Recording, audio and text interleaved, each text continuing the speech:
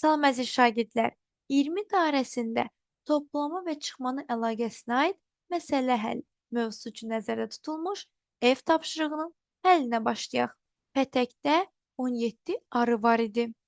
Daha sonra 9 arı uçub getdi. Pətəkdə neçə arı qaldı? Əziz şagirdlər, deməli pətəkdə əvvəl 17 arı var idi. Daha sonra 9 arı neynir? Uçub gedir. Sizcə bu zaman pətəkdəki arıların sayı azalar yoxsa çoxalar? Bəli, azalar. Buna görə biz çıxma əməlindən istifadə edirik. Burada çıxılan azaldakı təkliklərin sayından çoxdur, böyükdür. Buna görə biz 17 ədədini 10-a qədər azaldıb fərqi tapmalıyıq. 17 ədədini 10-a qədər azaltmaq üçün 17-dən 7-ni çıxmalıyıq. Bu o deməkdir ki, 9 ədədini 7 və 2 olmaqla 2 hissəyə ayırırıq. Yazırıq 17 çıx 7 çıx 2. Bəli, bərabərdir. Biz bilirik ki, 17 çıx 7 10 edir. 10 çıx 2 isə bərabərdir 8-ə. Deməli, pətəkdə 8 arı qaldı.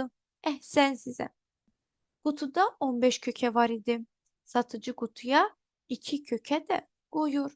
Qutuda neçə kökə oldu? Əziz şagirdlər, qutuda əvvəlcə 15 kökə var idi.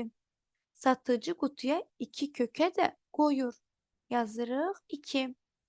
Əgər satıcı qutuya kökə qoyursa, bu zaman kökələrin sayı artar yoxsa azalar? Təbii ki, qutudakı kükələrin sayı artar.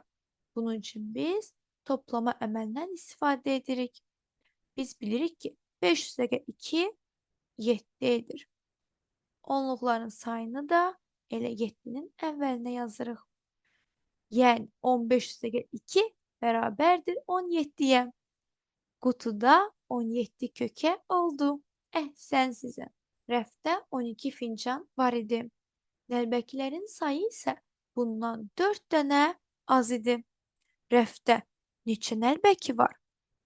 Əziz şagirdlər, gəlin başlayaq. Deməli, rəfdə 12 fincan var. Nəlbəkilərin sayı isə bundan 4 dənə azdır.